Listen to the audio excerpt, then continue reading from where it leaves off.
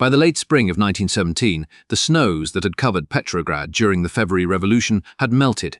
With the coming of the thaw, the initial euphoria that had gripped the Russian capital began to evaporate. The period immediately following the abdication of Tsar Nicholas II had been dubbed the honeymoon of the revolution. It was a time of endless speeches, parades, and a naive belief that the removal of the monarch would instantly solve the empire's deep structural problems. But as the summer approached, the harsh reality of governing a collapsing state began to set in.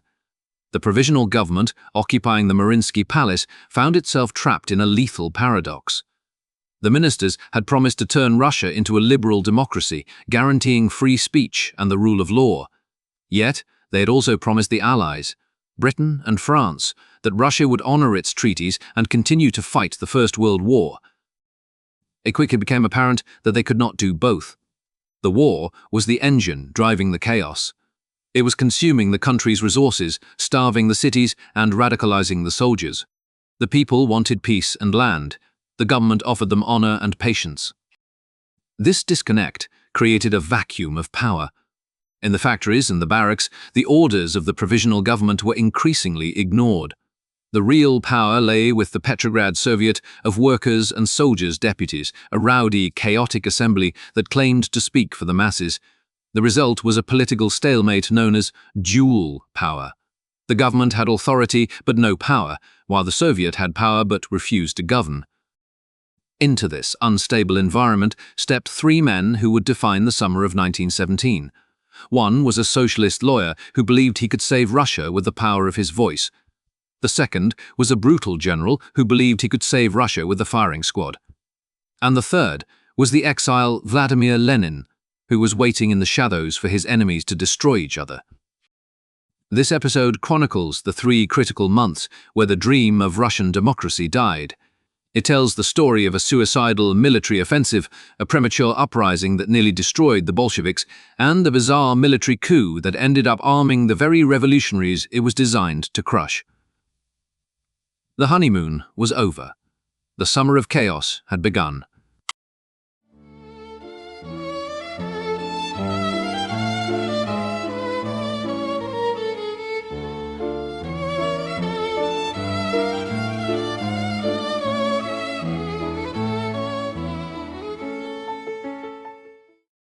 Part 1.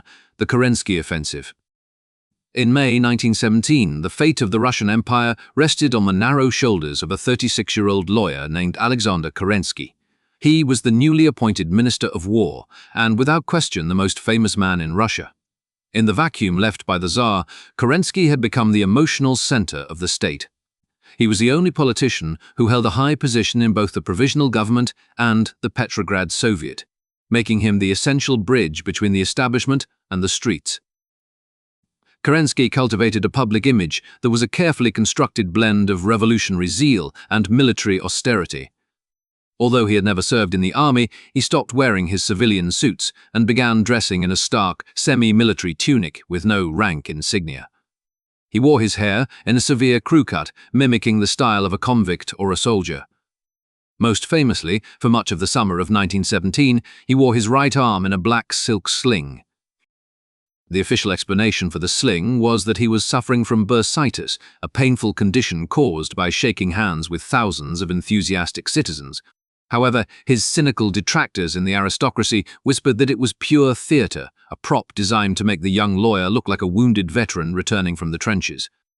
Whether the injury was real or theatrical, the image worked. Crowds of women threw flowers at him, and newspapers hailed him as the first love of the revolution. Kerensky possessed a singular political talent, oratory. He was not a man of logic or administrative detail. He was a performer. His speeches were operatic events. He would begin in a low, trembling voice, gradually building to a crescendo of hysterical passion, his eyes burning, his body shaking with emotion. At the climax of his addresses, he would often collapse into a faint, requiring his aides to carry him off the stage. This physical exhaustion endeared him to the public, who believed he was literally burning himself out for the sake of the motherland. Upon becoming Minister of War, Kerensky convinced himself that he could achieve a miracle. He believed that the Russian army, which was demoralized and crumbling, could be resurrected by the sheer power of revolutionary spirit. He argued that while the Tsar's soldiers had been slaves fighting for a tyrant, the new Russian soldier was a free citizen fighting for liberty. He believed that if he could just explain this to the troops, they would fight with the ferocity of the French revolutionaries of 1792. To prove this theory, Kerensky planned a massive military assault against the Austro-Hungarian and German lines. It would become known as the Kerensky Offensive. The strategic goal was to satisfy the British and French allies, who were demanding that Russia keep the pressure on the Eastern Front. The political goal was to force the restless garrison of Petrograd to the front lines and to use a military victory to restore order and national pride. In preparation for the attack, Kerensky embarked on a whirlwind tour of the front. He travelled from regiment to regiment in an open-topped car, earning the nickname the Persuader-in-Chief. The scenes at the front were surreal. Kerensky would arrive at a division that was on the verge of mutiny. He would stand on the bonnet of his car or on a table in the officers' mess and deliver one of his fiery sermons. He told the men that the eyes of the world were upon them. He told them that they carried peace on the tips of their bayonets. He challenged them, asking if they were free Russian men or rebellious slaves.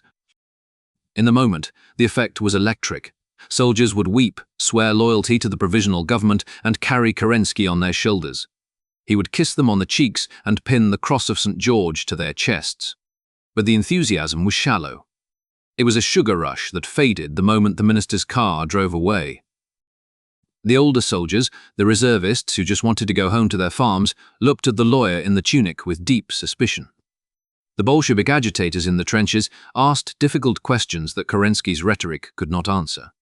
When Kerensky shouted about dying for freedom, hecklers from the back of the crowd would shout back, asking if freedom would give a man a new leg if he lost his old one.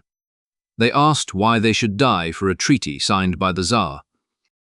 Despite these warning signs, the order was given. On the morning of June 18, 1917, the Russian artillery opened a massive bombardment along the southwestern front in Galicia. The offensive was commanded by General Alexei Brusilov, the most competent general Russia possessed, though even he was skeptical of the operation's success. For the first 2 days, it appeared that Kerensky's gamble had paid off.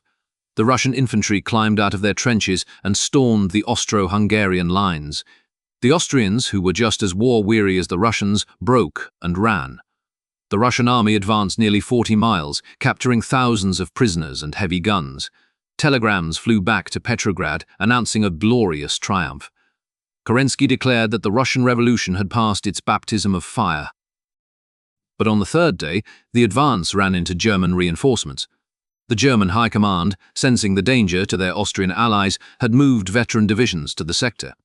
These were disciplined stormtroopers backed by heavy artillery and air support. When the German counterattack began, the fragile morale of the Russian army shattered like glass. The revolutionary spirit that Kerensky had preached evaporated instantly in the face of high-explosive shells. The soldiers, who had debated the orders to attack in committee meetings, now decided collectively that they had done enough. Entire regiments refused to move up to the line to relieve their comrades. When officers tried to enforce discipline, they were shot by their own men. The infantry abandoned their positions and began to walk east, away from the enemy. They threw down their rifles or sold them to the enemy soldiers for schnapps. The retreat revealed the dark side of the revolution. As the Russian army fell back through its own territory in Ukraine and Galicia, the soldiers turned into a mob. They looted Russian wine cellars and distilleries. Drunken gangs of deserters sacked the manor houses of the local gentry and terrorized the towns they were supposed to be defending. The chain of command had completely dissolved. General Brusilov, watching his army disintegrate, telegraphed the government in Petrograd. He reported that the offensive had failed not because of enemy action, but because the army had simply ceased to exist as a fighting force. He wrote that the soldiers were no longer listening to their officers, only to the agitators who promised them land and peace. By early July, the Russian army had lost nearly 200,000 men. The territory gained in the first 2 days was lost, and the Germans had pushed deep into Russian-held lands. The Kerensky offensive, intended to be the salvation of the provisional government, became its death sentence. The disaster destroyed Kerensky's credibility. He could no longer claim to be the miracle worker. He had asked the army to attack, and the army had broken. The gamble had wasted the last reserves of loyal troops and ammunition. The news of the slaughter travelled back to the capital, carried by wounded men and deserters. In the factories and the naval barracks of Kronstadt, the anger was boiling over. The Persuader-in-Chief had failed to persuade the Germans to stop shooting, and now the people of Petrograd were ready to take their revenge. The failure of the offensive was the spark that would ignite the violent explosion known as the July Days.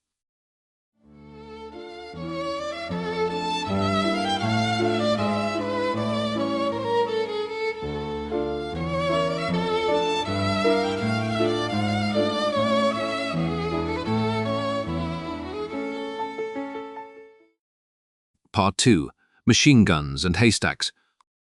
The collapse of the Kerensky offensive acted like a match thrown into a powder keg.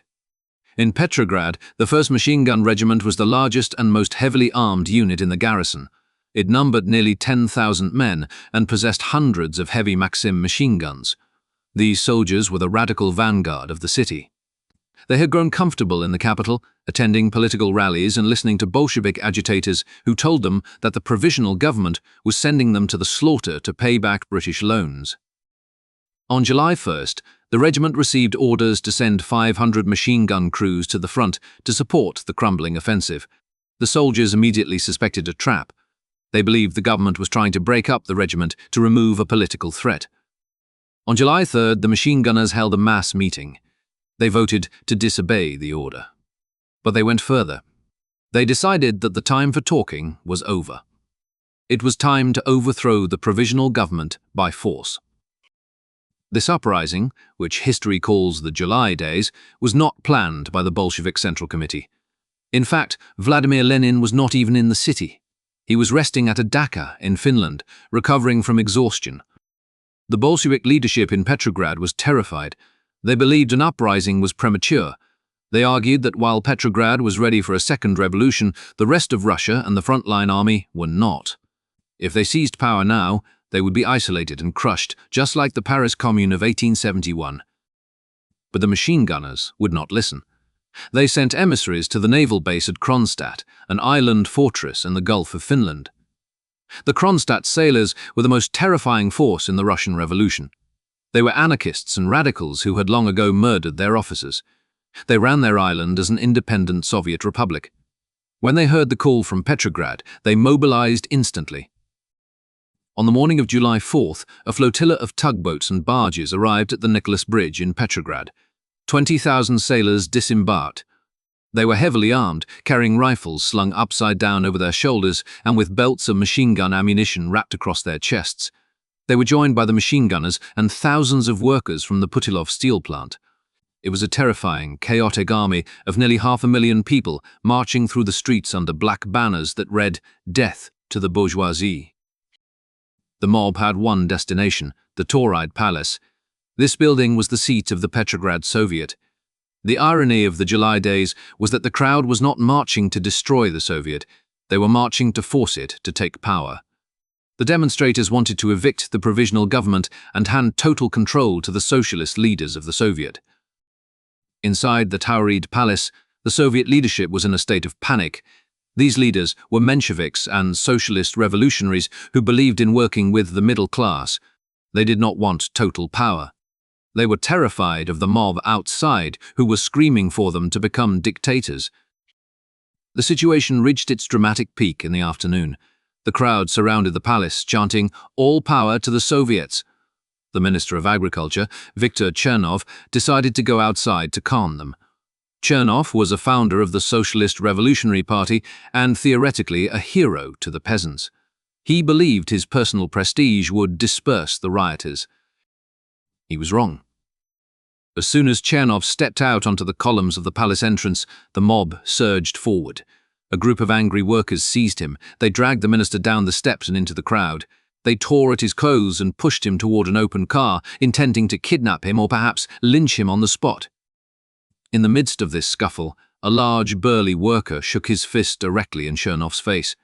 The journalist Nikolai Sukhanov, who witnessed the event, recorded the worker's furious scream. The man yelled, "Take power, you son of a bitch, when it is given to you." It was the defining sentence of the summer. The people were literally begging their leaders to take control, and the leaders were refusing. Chernov was only saved by the intervention of Leon Trotsky. Trotsky, who had recently returned from exile in New York and joined the Bolsheviks, was the only man the crowd respected. He rushed out of the palace and physically climbed onto the bonnet of the car where Chernov was being held. Trotsky used his immense oratorical skills to shame the sailors. He addressed them as the pride and glory of the revolution, but told them that holding a socialist minister hostage was a disgraceful act. He challenged them, asking if they wanted to be common kidnappers. The sailors, cowed by Trotsky's authority, released Chernov. The minister, disheveled and shaken, scurried back inside the palace. While this drama played out, Lenin had hurriedly returned to Petrograd. He established himself at the Bolshevik headquarters in the Koshya-Sinskaya mansion. He was in an impossible position.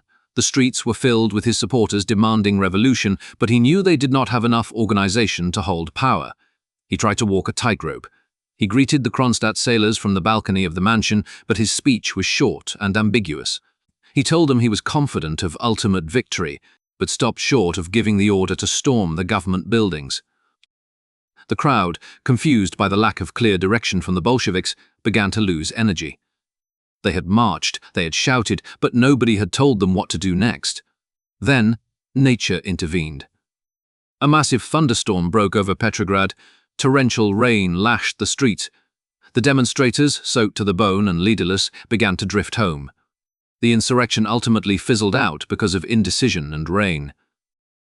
The collapse of the July days gave the provisional government a golden opportunity to strike back.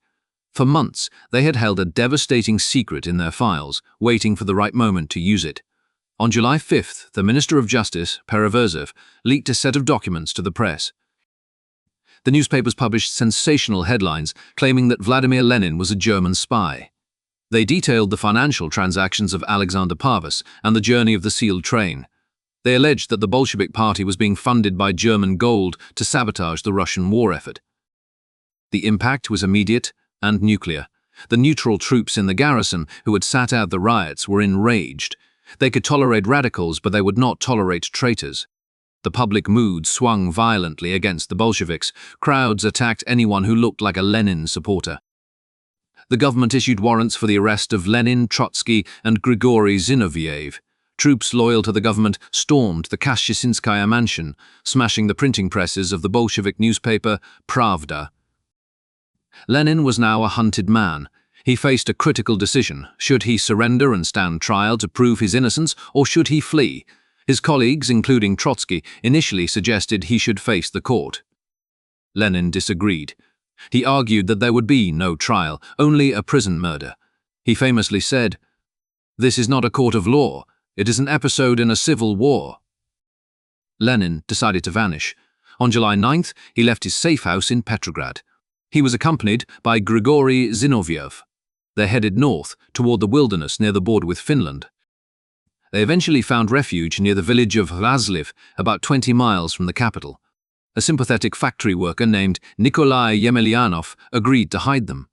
He rowed them across a lake to a remote hayfield surrounded by dense forest and swamps. For the next few weeks, the leader of the world revolution lived in a primitive hut constructed of branches and hay. It was a bizarre existence. Lenin, the intellectual who was used to the libraries of Zurich and London, was now sleeping in a haystack and cooking over an open fire. He was plagued by mosquitoes. To pass the time and keep his mind sharp, he began writing one of his most important theoretical works, The State and Revolution, scribbling on a notepad while sitting on a tree stump. However, the police were closing in. The proximity to the city made the location dangerous. As the summer turned to autumn and the rains began, life in the haystack became miserable. Lenin decided he had to move deeper into safety, into Finland. But his face was too recognizable. His goatee beard and balding head were known to every police officer in the empire. He needed a disguise. Lenin agreed to be shaved. Using a razor, Zinoviev removed the iconic beard and moustache that Lenin had worn for decades. To cover his bald head, the conspirators procured a wig. It was an expensive, high-quality wig bought from a theatrical costumer in Petrograd. When Lenin looked in the mirror, he was unrecognizable. He looked like a tired, nondescript Finnish peasant. In early August, Lenin began his escape to Finland. He traveled part of the way on foot, walking through the forest at night.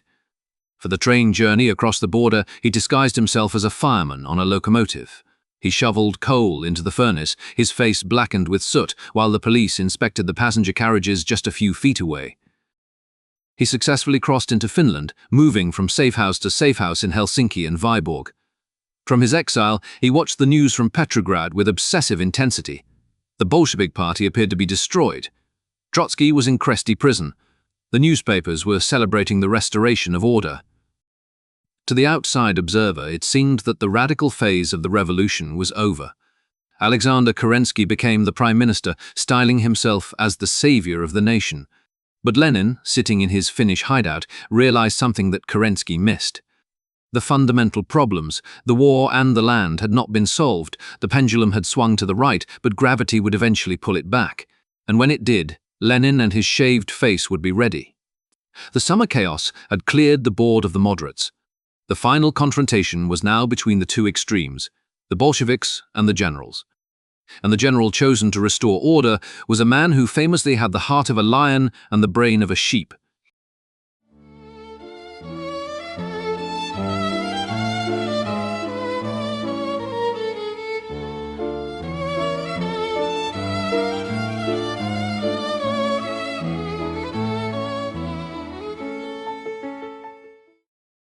Part 3.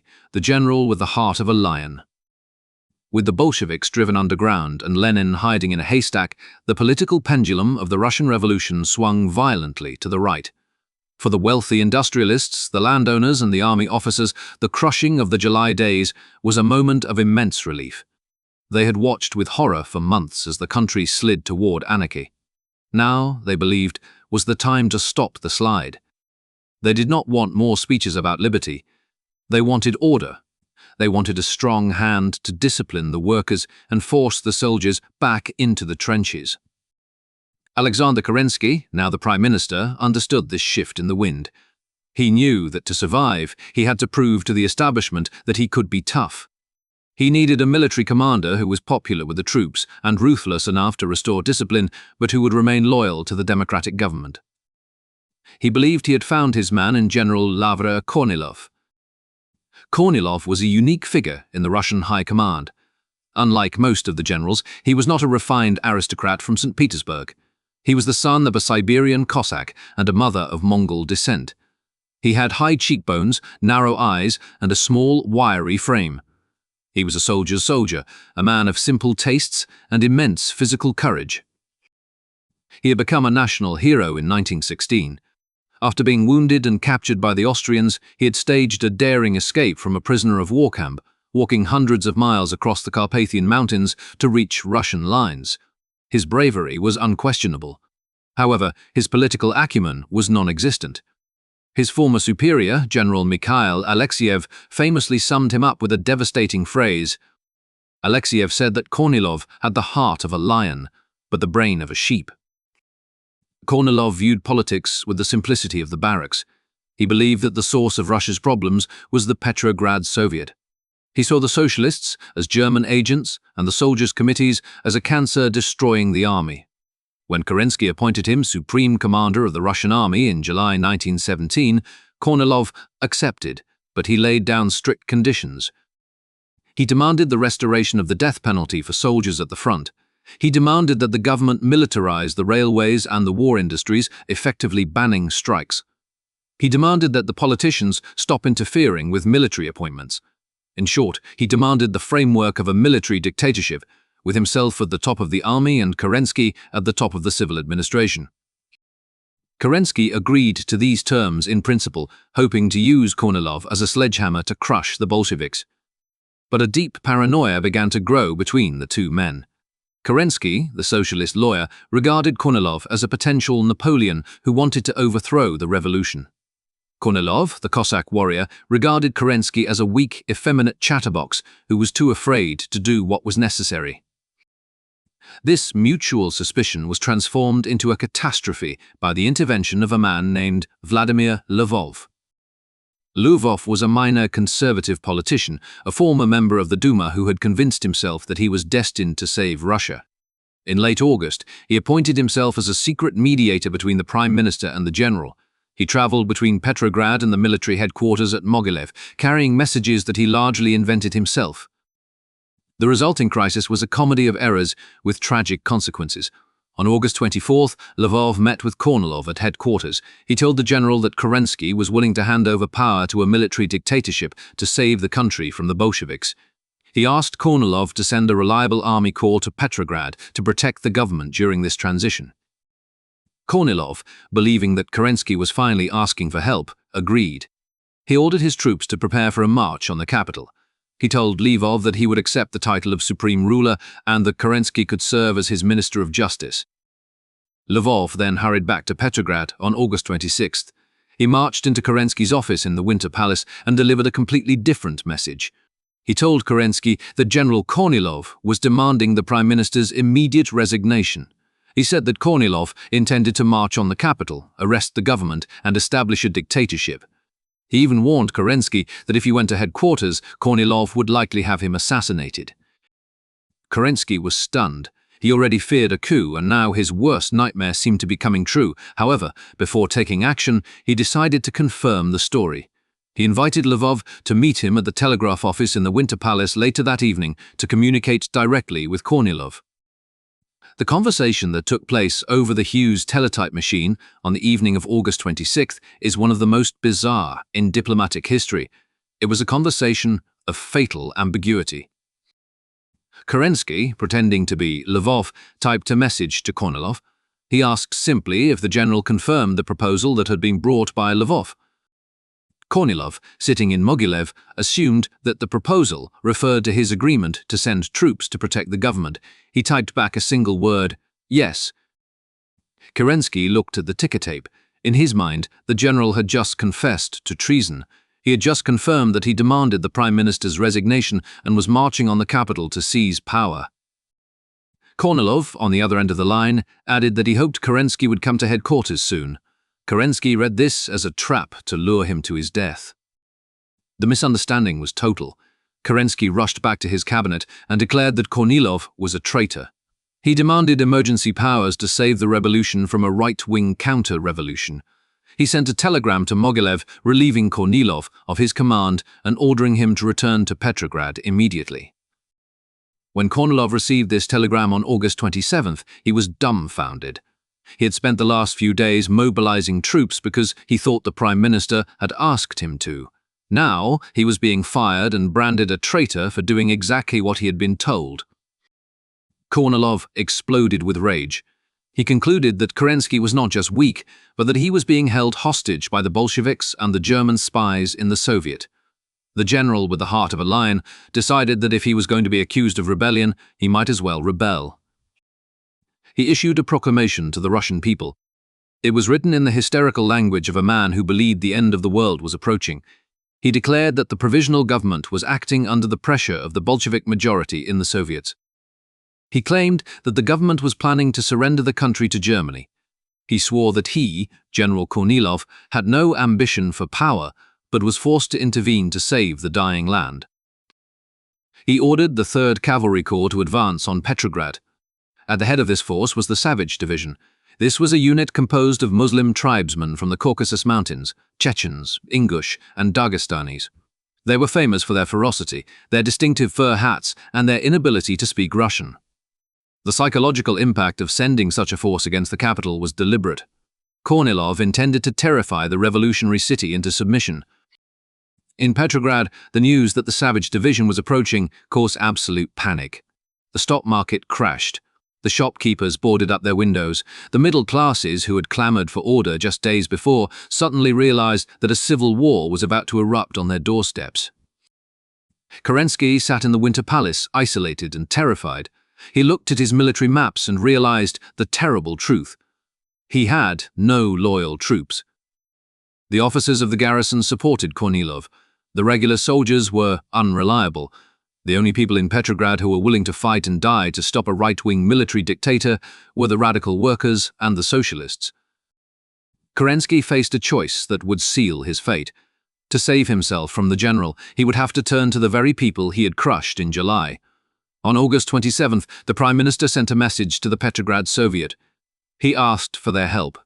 He ordered the release of the Bolshevik leaders from prison and, most fatally, he ordered the government armouries to open their doors and distribute weapons to the workers. The irony was absolute. The man who had imprisoned Trotsky was now begging Trotsky's followers to save him. The general who wanted to crush the revolution had inadvertently given it a second life. The stage was set for the final act of the summer, where the fate of Russia would not be decided on a battlefield, but on the railway tracks outside the capital.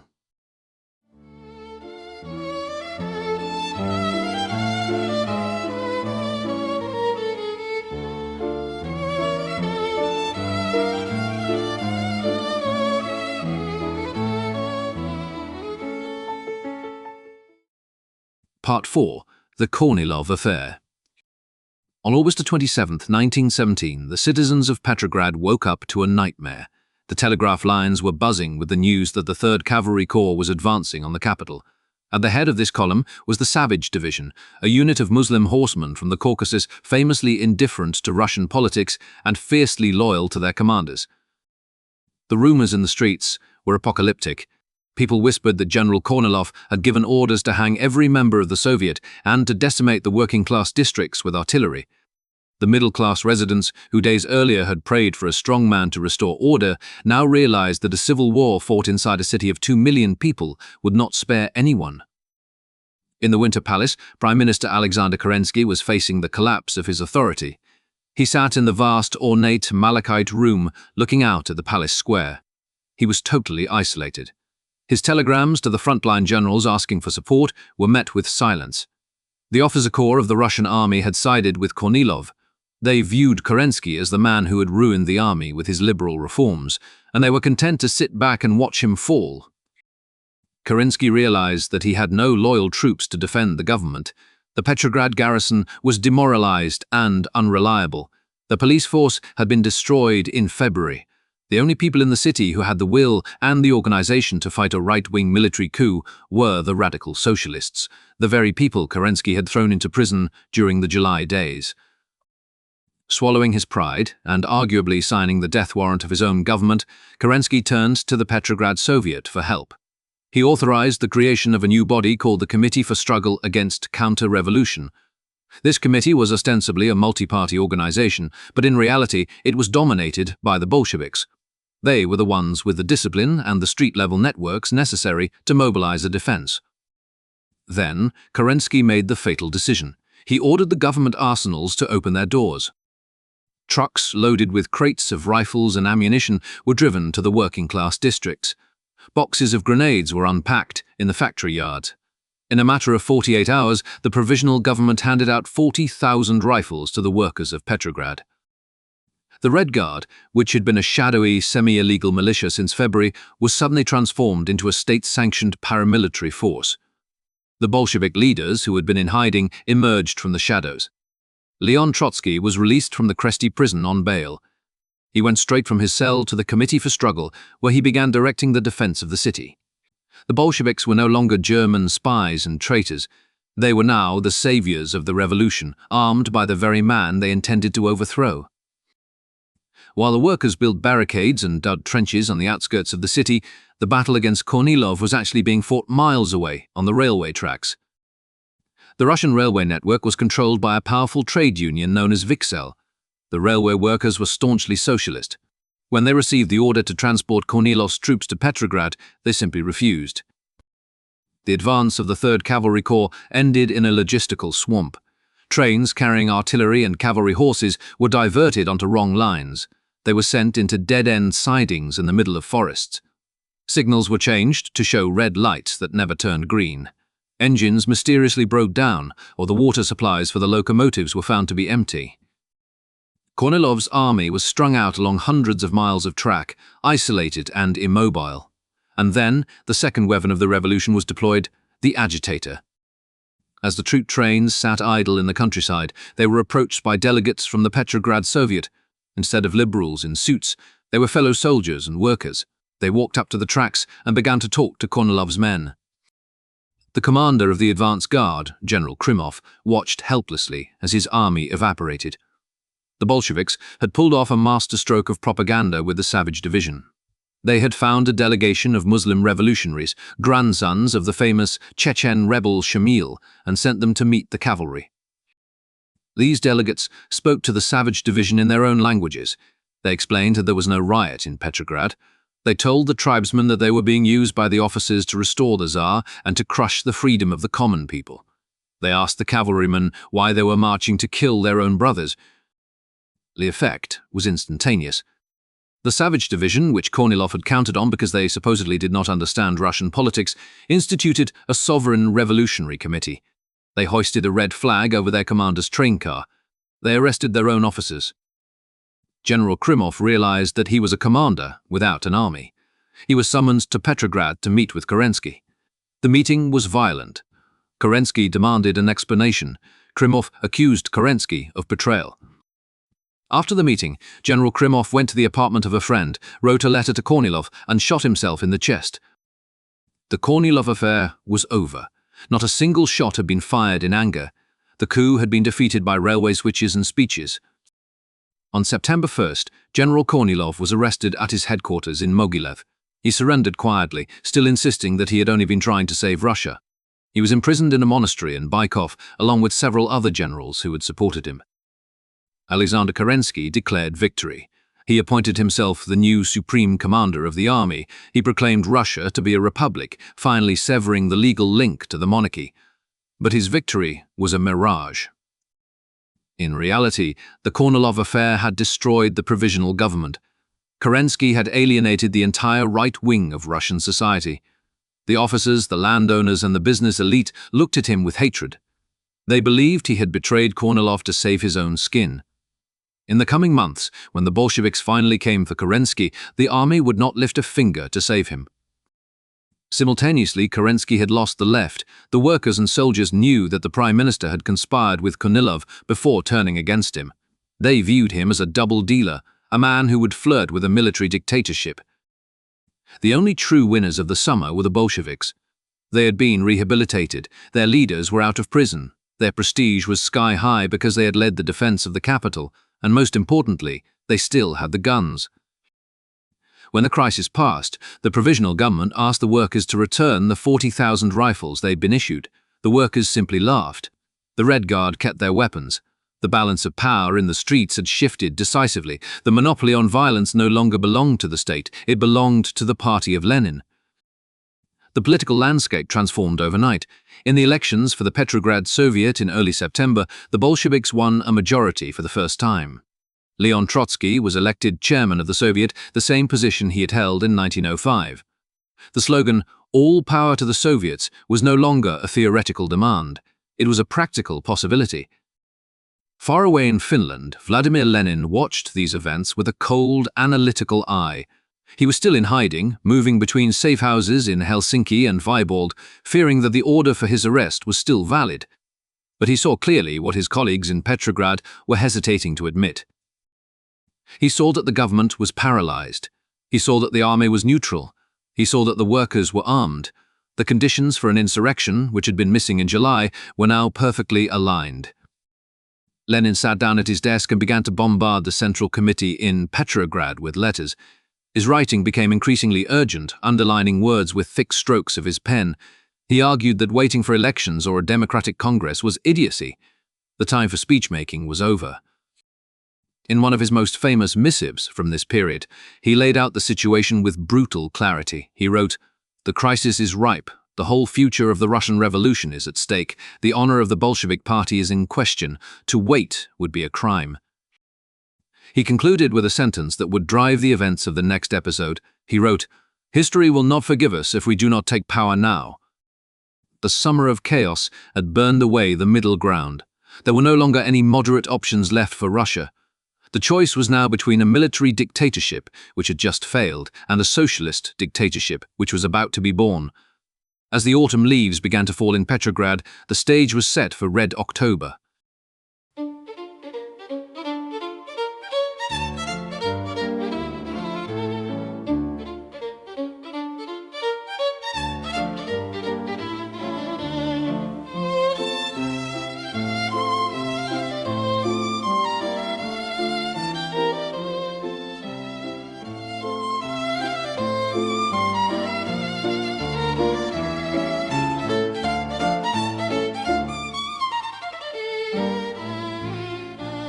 This podcast was entirely produced by Andrew Scott.